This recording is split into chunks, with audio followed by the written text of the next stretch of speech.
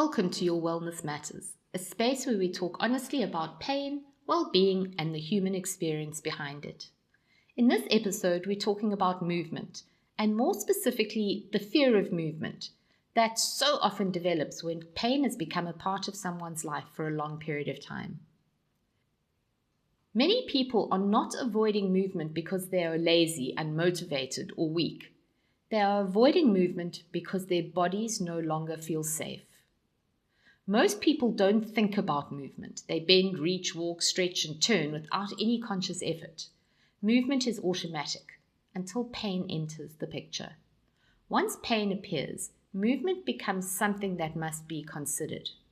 Questions start to form. Will this hurt? Will I make it worse? Will I pay for this later?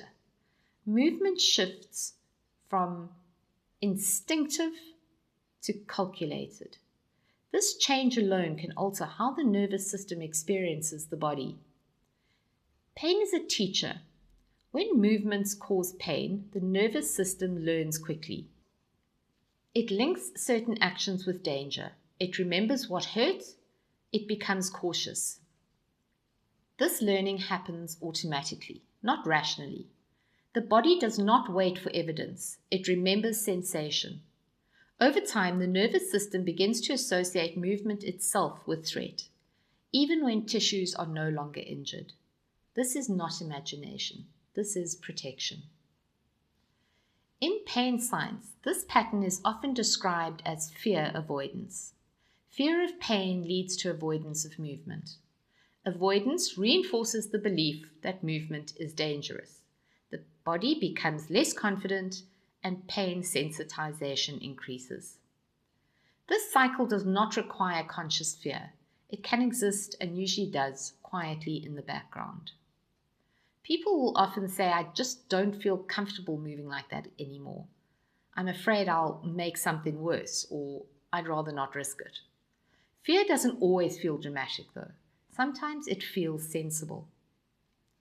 Avoidance feels protective in the short term, but over time, it has consequences.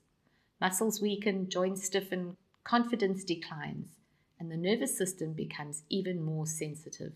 The body starts to feel fragile, not because it is damaged, but because it is underused and overprotected. This can create a painful paradox. The less you move, the more movement hurts. And fear of movement does not stay in the body. It affects the mind. People begin to see themselves as vulnerable. They doubt their physical abilities. They stop trusting their instincts. This loss of trust can be deeply unsettling. Instead of asking what feels okay, people prefer to say what is safest. Safety becomes the priority, even when safety means shrinking life. Many people with pain are told to just push through it. The advice often comes from a well-meaning place, however. For a nervous system that already feels unsafe, pushing through confirms danger. Pain increases, fear increases, the body tightens further. For people in pain, forcing movement rarely builds confidence. It usually builds distrust. Movement is not just mechanical, it is a communication. Every movement sends a message to the nervous system. I am safe or I am in danger. Gentle, controlled movements communicate safety. Abrupt, forced movements communicates threat. This is why how someone moves matters more than how much they move.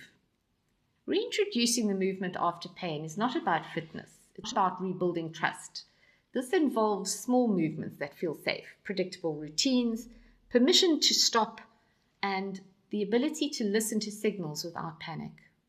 Confidence grows slowly. And that is not failure. It is how the nervous system learns. One of the hardest things for people in pain is knowing how to interpret sensation. Not all pain means harm.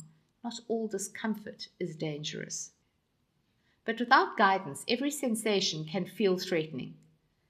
You need to learn to distinguish between what is protective pain, sensitized pain, or normal discomfort. And this is a crucial psychological skill. Without it, fear stays in control. Movement requires kindness. Harsh goals, rigid expectations, self-criticism, well, these all increase the threat, and compassion lowers it. When people approach movement with curiosity rather than judgment, the nervous system settles more easily. At Your Wellness Matters, movement is approached as part of the nervous system regulation. The movement is gentle, respectful, confidence-building, and non-threatening. The goal is not to get back to normal quickly. The goal is to help the body feel safe enough to move again. Avoiding movement does not mean you have failed. It means your nervous system learned caution. With the right support, it can learn confidence again. Remember, movement does not need to be fearless to be healing. It needs to be safe, supported, and respectful. In the next episode, we'll explore meditation and pain and why awareness can either calm pain or make it worse, depending on how it's used. Take a deep breath. Be kind to your body. Relax, recharge, and remember, your wellness matters more than you think. The radio station you can't live without. This is your radio. This is South Coast Radio.